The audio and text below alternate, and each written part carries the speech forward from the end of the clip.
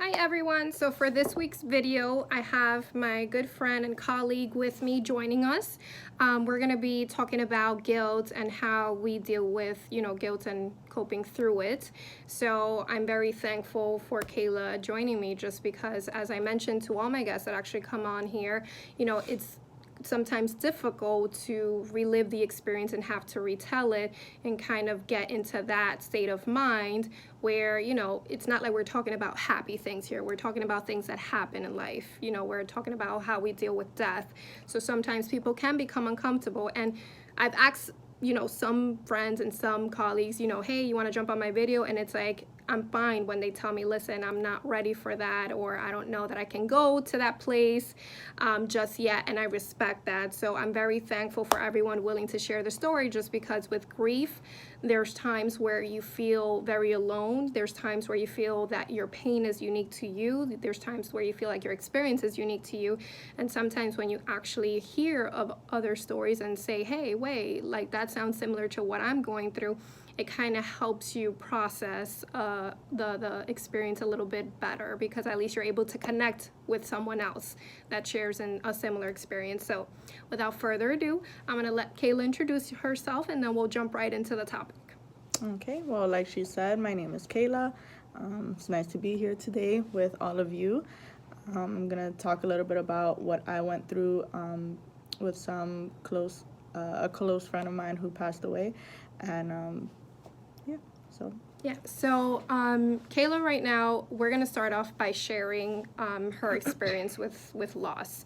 Again, it doesn't have to be an immediate family member. It doesn't have to be someone that you see every day for the loss to have an impact in your life, right? So she's going to share a little bit about her story, her friend's story, and then we'll kind of segue into the topic, which is, what comes after death, which is typically a lot of things, such as guilt. So I'll give Kayla the floor to kind of share what she's comfortable with sharing in terms of her experience. Okay, well, this close friend of mine, we both went to school together. I went to university at Albany, in Albany, New York, and we were EOP classmates together, which is Educational Opportunity Program. It's a 6-week intensive program over the summer. They help you with financial aid, etc. And we went to that program together, and that's where we met.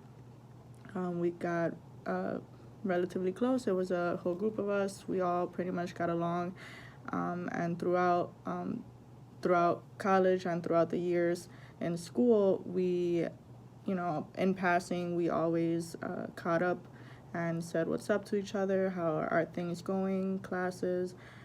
At times we'd all hang out and eat snacks together, regular college things. And it was pretty heartbreaking to hear when I heard the news that he was missing.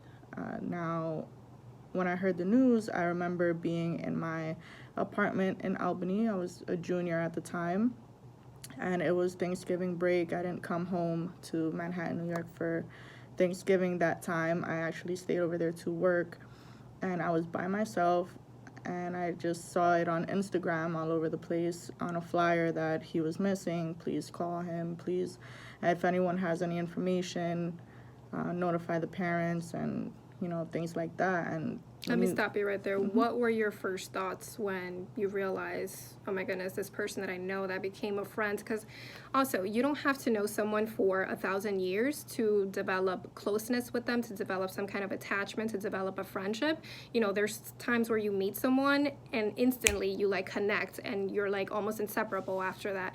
And even though Kayla would casually, just see each other around campus, around the hallways, whatever the case may be, there was still, a closeness there was still a relationship. So what did you think when initially you heard that he was missing?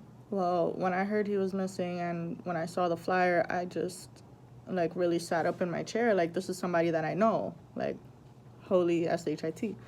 And I just remember thinking to myself, like, how can I contribute? How can I help in this situation?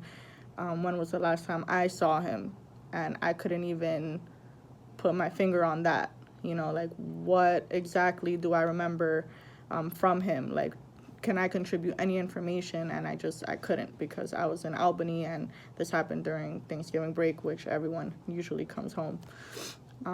Did it ever cross your mind that something could have potentially happened to him, like that he could have potentially been dead?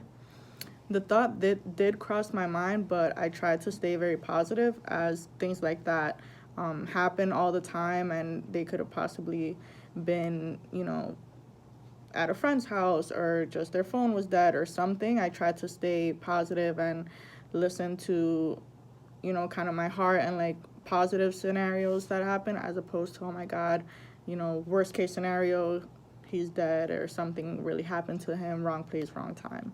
Yeah, and there's times where your body, your instincts, your intuition, your gut, whatever you want to call it, gives you a feeling of what the actual answer is. But again, our positive outlook side kind of kicks in, and it's like, no, it cannot be anything that I'm thinking. That's just me, thinking the worst. But there's times that because for instance, before I even found out my mom had passed away, I was also a sophomore in college, and I was at work during this time. And when I received the call that I had to come home, I didn't need to hear the words that my mom had passed away to know that my mom had passed away. Like, I literally got off the phone, and all that was said to me was that I had to come home. And I looked at my coworker and I said, I think my mom's dead. Like, those were my exact words. I didn't have any proof, any evidence. No one told me anything. But in my heart, in my feeling, like, I knew that something, was not right. Yeah, definitely. I have to agree with that. And I remember consistently being in contact with my friends who were also close with him, and anybody has an update, does anybody remember anything, like what's going on, or and I remember talking to one of my best friends still to this day, and he told me, Kayla, they found a body. And I said, stay positive, please, like, don't think the worst just yet, you never know. Even though my mind did tell me, like, this might be it. If it matches the description, like, the worst things happen to the best people. So yeah. So how did you finally come to find out what actually happened, and what were some of your initial reactions, if you remember? I believe same best friend, he was the one that told me. He was very close to this friend of ours too, and he told me, Kayla, it's him. And I said, I stayed quiet for a moment, and again, I was by myself in my apartment. I started tearing, because that's kind of my initial reaction. Like, my body just starts to process emotions that way. So I started tearing. I didn't want to be alone. I called my mom, and I told her, because I was keeping her updated, Mom, like, my friend, and she was just like, wow, like, I'll stay, keep an eye out, maybe the news, things like that. So I notified my mom, and I was just crying. I really didn't want to be by myself, so I was calling up my roommates, like, when are you guys coming back?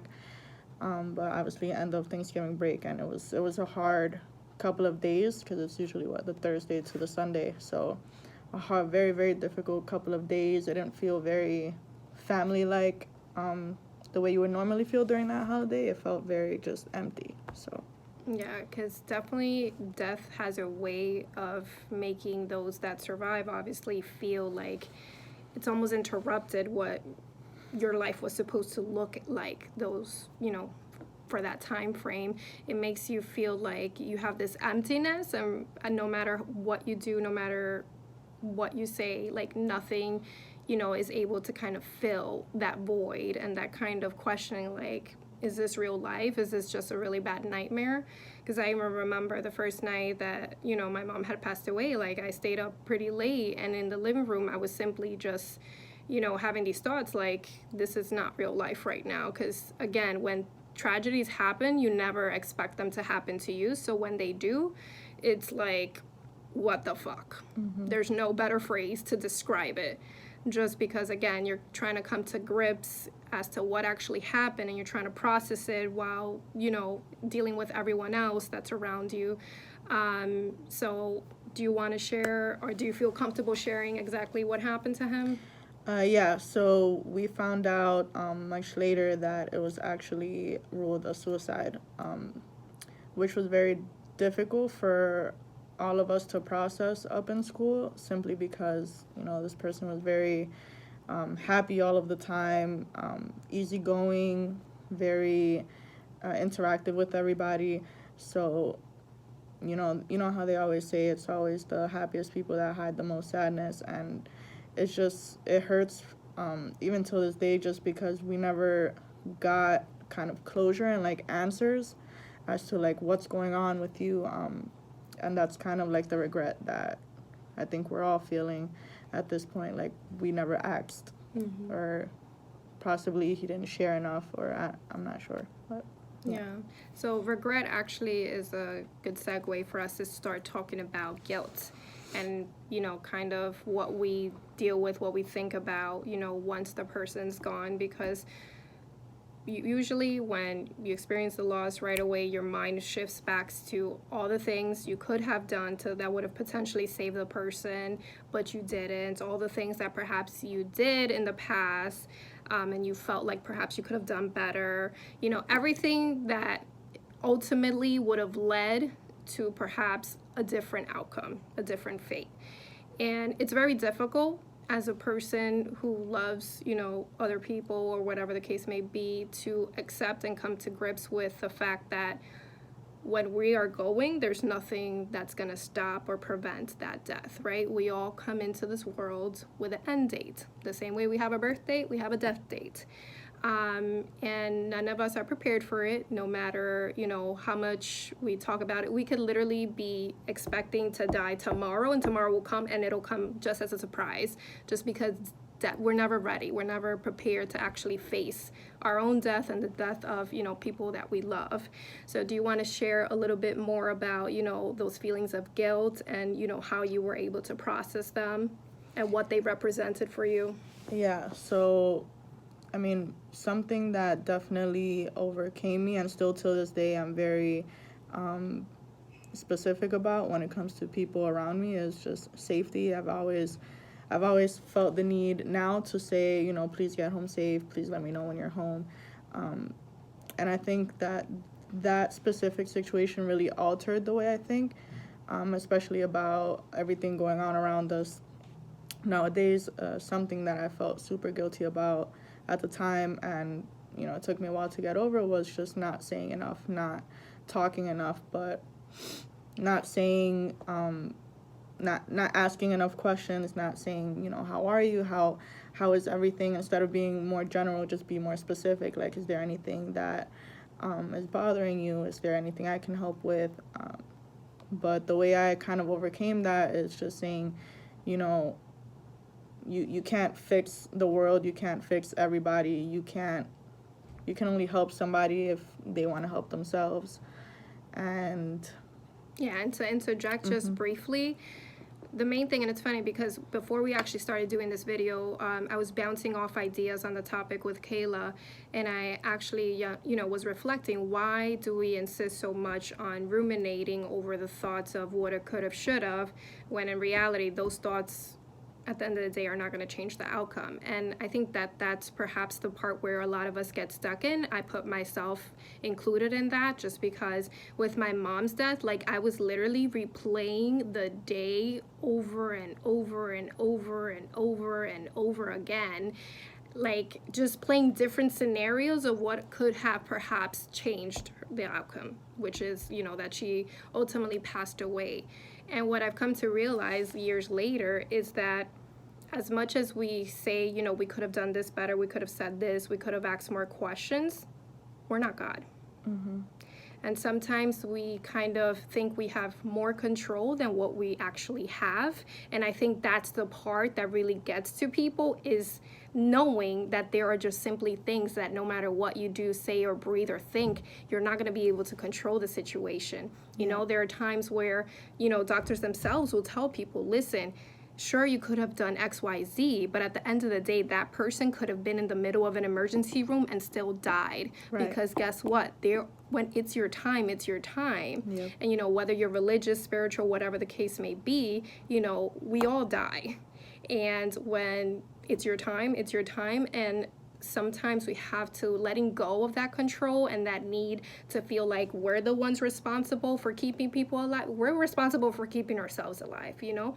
All we can do is try our best with people. But I do think, for instance, you know, the whole guilt experience, it does teach us how to perhaps be better people. Yeah, You know, definitely. in the present and for the future. So Yeah. do you want to tell us a little bit about how you kind of started to say, you know, now she checks in, you know, with her friends and family, make sure that they're getting Yeah. home safe. Like, do you want to go into a little bit Yeah. into that? Yeah, like now I do check in, like you said. I send that text message. I don't hesitate. I don't say, oh, you know, I'll text them tomorrow, because you never know what tomorrow's gonna bring. You never know if, you know, you'll be busy, or if something happens to that person, or if something happens to you. You don't know. So I definitely take advantage of the now a lot more than ever. I Like I said, I take advantage, and I do those visits. You know, I let's hang out, let's do this, let's do that, let's take advantage of the time that we do have together. And I Put like your that because part. that puts an Yes. emphasis on quality time, you know? How many of us say, hey, let's hang out, but then when we're at the dinner table, one's on the phone, the other Right. one's on the iPad, and it's like, what are we doing right now? Is Exactly. this truly something that when we walk away from each other, is this truly something that we describe as meaningful? As we Right. describe as, wow, that just like rejuvenated me, that refreshed me, I'm ready to go? Because honestly, if after an interaction with a person, if you're feeling depleted, if you're feeling like, oh, I could have been without that interaction, I mean, what was it for? Right. So I think that that's a great point, that, you know, it teaches you to spend quality time. You know, it may not be in the amount of time that you want. You may not be able to see each other every day, but at least you're making sure that when you do see each other, you know, it's productive for the both of you guys. Exactly. Yes, and definitely showing love, just being present, physically present, mentally present. That's all very important. Emotionally present as well. Like, get off the phones. And All of that. that coincides as well as to some of the things that I spoke about in my previous video, where I was addressing, you know, kind of, you know, don't allow death to teach you about, you know, to appreciate those that are still alive, because you never know when's going to be your last interaction. And I'm not telling you guys to go out there in a frenzy and make it feel like, you know, oh my goodness, Kayla, is this going to be the last time I see you or speak to Right, you? It's right. not about that. It's about, at the end of the day, are we having a disagreement? Are we having some type of argument? What is it really worth for me walking away in that state of mind, knowing that tomorrow may not even come for you or me? You know, Right. that's what I'm referring to. Make sure that Exactly. this whole little bickering, of course, we're human, we're going to disagree. Make sure that all that doesn't come in between your actual relationship with the person, so that you don't have to then, you know, be on the flip side of the coin and, you know, have all these guilt or regret or whatnot. And I'll share a little bit about my feelings of guilt briefly. You know, it's interesting because when Kayla shared with me that, you know, her friend had actually committed suicide, it made me so sad, but it also had me reflect on my own experience. So I'm very open and honest about my experience and my mom's experience with mental health. So growing up, my mom, you know, had a lot of suicidal ideation, and there was a lot of attempts involved, where I was able to either prevent her from actually making an attempt, or make sure that after she did attempt it, you know, that she got the help that she needed. And my guilt was, after she actually passed away, I literally said to myself, I said, fuck, out of all the times that I saved my mother, the one time she actually needed me, I was not there. You know, because I've also shared in previous videos where, you know, I wanted to call her that morning before she passed away, but something in me just said, call her later. Later never came, and I had to live with that. I had to live with the fact that, again, guilt is a very dangerous pill to swallow, because you pick and choose, whether consciously or unconsciously, what you're going to ruminate about or what you're going to feel bad about that perhaps you could have done differently. So at that point, I reflected on that, the fact that I felt like I was my mother's savior, and every time I was able to get to her on time, and the one time that it actually mattered, I wasn't there. So it took a lot of years for me to actually go beyond that and come to the conclusion that, listen, I'm not God. So whether I was there or not, perhaps if I was there, I would have seen her died, which perhaps would have been even more traumatizing. So Right. again, we're not this invincible creatures that are there saving the world. No, we can only Right. do our part. And what we have to offer at the time is our best. All we can do is try to continue like to that. evolve and grow and learn from our experiences. And unfortunately, you learn a lot. With death, you learn a lot. Yes. And it's an experience that obviously we don't want to go through. That's why it's called the mystery of life, because you kind of get hit from different angles when you least expect it. But it honestly does shape you into the human being that you're meant to be. So I really appreciate you coming on here, sharing your experience, because, again, this is a difficult topic to discuss, and to have to go back and reflect on those details, those times, because the emotions come back. Yeah. Because you start to feel like, damn, like I remember when I felt like this, and all of a sudden you feel yourself like feeling that same way. Right. So I really do appreciate you coming on. It takes a lot of courage. So I hope you guys have found this video helpful. Please do feel free to send me, feedback through email, comments, and I will see you next week. Take care. Take care.